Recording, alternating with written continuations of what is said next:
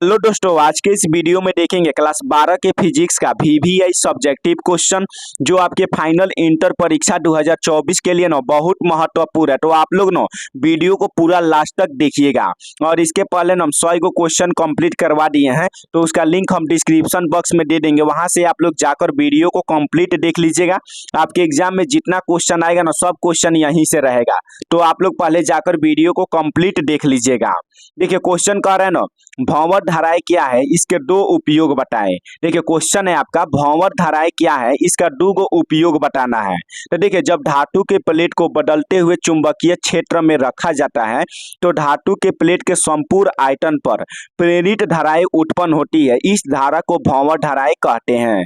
देखिए जब धातु के नो प्लेट को बदलते हुए चुंबकीय क्षेत्र में रखा जाता है तो धातु के प्लेट के संपूर्ण आयतन पर प्रेरित धाराएं उत्पन्न होती है। इस धारा को नो भंवर धाराएं कहते हैं। उसके बाद आप लोग लिखिएगा ना, भंवर धारा के उपयोग निम्नलिखित है। भंवर धाराएं होता है ना, इसका उपयोग निम्नलिखित है। तो सबसे पहला आप लोग लिखिएगा, विद्युत शक्ति मोटर में इसका प्रयोग किया जाता है। विद्युत शक्ति मोटर में इसका प्रयोग किया जाता है। उसके बाद आप लोग लिखिएगा, रेलगाड़ी में चुंबकीय ब्रेक लगाने में इसका प्रयोग होता है। रेलगाड़ी में जो चुंबकीय ब्रेक होता है ना, उसको लगाने में इसका प्रयोग किया जाता है। अगला क्वेश्चन देखिए ना, अगला क्वेश्चन कह रहा है, प्रतिबाधा से क्या समझते हैं। प्रतिबाधा से क्या समझते हैं। देखिए एग्जाम के लिए वीवीआई क्वेश्चन है। तो देखिए प्रत्यावर्ती धारा परिपथ में ओमीय प्रतिरोध, प्रेरक तत्व तथा धारिता तीनों के संयोग द्वारा अथवा इनमें से किन्हीं दो के संयोग के द्वारा धारा के मार्ग में उत्पन्न अवरोध को प्रतिबाधा कहा जाता है। देखिए प्रत्यावर्ती धारा परिपथ में ओमीय प्रतिरोध, प्रेरक तत्व तथा धारिता तीनों के संयोग द्वारा अथवा इनमें से किन्हीं दो के संयोग के द्वारा धारा के मार्ग में उत्पन्न अवरोध को प्रतिबाधा कहा जाता है। तो इसको आप लोग याद रखिएगा, एग्जाम के लिए वीवीआई क्वेश्चन है। अगला क्वेश्चन कह रहा है ना, अगला क्वेश्चन देखिएगा, ऊंचाई ट्रांसफार्मर का उपयोग बताएं। ऊंचाई ट्रांसफार्मर का उपयोग बताना है। तो देखिए ऊंचाई ट्रांसफार्मर का उपयोग निम्नलिखित है। ऊंचाई ट्रांसफार्मर होता है ना, इसका उपयोग निम्नलिखित है। तो पहला आप लोग उपयोग लिखिएगा ना, विद्युत ऊर्जा को दूर स्थान में भेजने के लिए इसका प्रयोग किया जाता है। देखिए विद्युत ऊर्जा हो गया ना, इसको दूर स्थान में भेजने के लिए इसका प्रयोग किया जाता है। दूसरा आप लोग लिखिएगा ना, हाई वोल्टेज पर विद्युत मोटर में। देखिए हाई वोल्टेज पर विद्युत मोटर में इसका प्रयोग किया जाता है। तो इसको आप लोग याद रखिएगा, ऊंचाई ट्रांसफार्मर का दो उपयोग आपके एग्जाम में पूछता है। अगला क्वेश्चन कह रहा है ना, अगला क्वेश्चन देखिए, प्रेरित प्रतिघात से क्या समझते हैं। प्रेरित प्रतिघात से क्या समझते हैं। तो देखिए किसी प्रेरक द्वारा परिपथ में प्रत्यावर्ती धारा प्रवाह में प्रभावी प्रतिरोध को प्रेरित प्रतिघात कहते हैं। देखिए किसी प्रेरक द्वारा परिपथ में, किसी प्रेरक द्वारा परिपथ में प्रत्यावर्ती धारा प्रवाह में प्रभावी प्रतिरोध को प्रेरित प्रतिघात कहते हैं।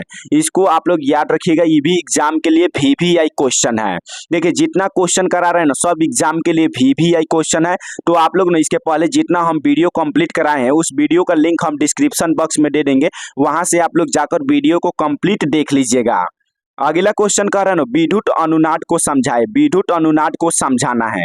तो देखिए यदि किसी एलआरसी श्रेणी में परिपथ में किसी दी गई आवृत्ति की प्रत्यावर्ती धारा के लिए धारितीय प्रतिघात तथा प्रेरित प्रतिघात का मान बराबर हो तथा परिपथ में प्रवाहित धारा अधिकतम हो तो इस स्थिति को विद्युत अनुनाद कहते हैं। देखिए यदि किसी एलआरसी श्रेणी में परिपथ में किसी दी गई आवृत्ति की प्रत्यावर्ती धारा के लिए धारितीय प्रतिघात तथा प्रेरित प्रतिघात का मान बराबर हो तथा परिपथ में प्रवाहित धारा अधिकतम हो तो इस स्थिति को विद्युत अनुनाद कहा जाता है। एग्जाम के लिए वीवीआई क्वेश्चन है, इसको आप लोग रट जाइएगा। अगला क्वेश्चन कर रहा है ना, अगला क्वेश्चन देखिएगा। देखिए यह भी एग्जाम के लिए ना वीवीआई क्वेश्चन है। तो देखिए क्वेश्चन कर रहा है, ट्रांसफार्मर के ट्राम क्षय को समझाए। ट्रांसफार्मर के नो ट्राम क्षय को समझाना है। तो देखिए ट्रांसफार्मर में नो तांबे से बनी प्राथमिक और द्वितीयक कुंडली में जब धारा प्रवाहित की जाती है तो ओमीय प्रतिरोध के कारण ट्रांसफार्मर में ऊष्मा उत्पन्न होता है और इस ऊष्मा के रूप में ऊर्जा का क्षय होता है। तो इस प्रकार की हानि को ट्राम क्षय कहते हैं।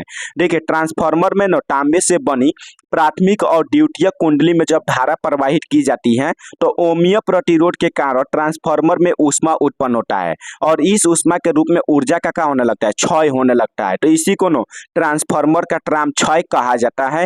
इसको भी आप लोग याद रखिएगा। अगला क्वेश्चन कर रहे ना, देखिए सबसे लास्ट क्वेश्चन है चुंबकत्व का टेंजेंट नियम को समझाएं।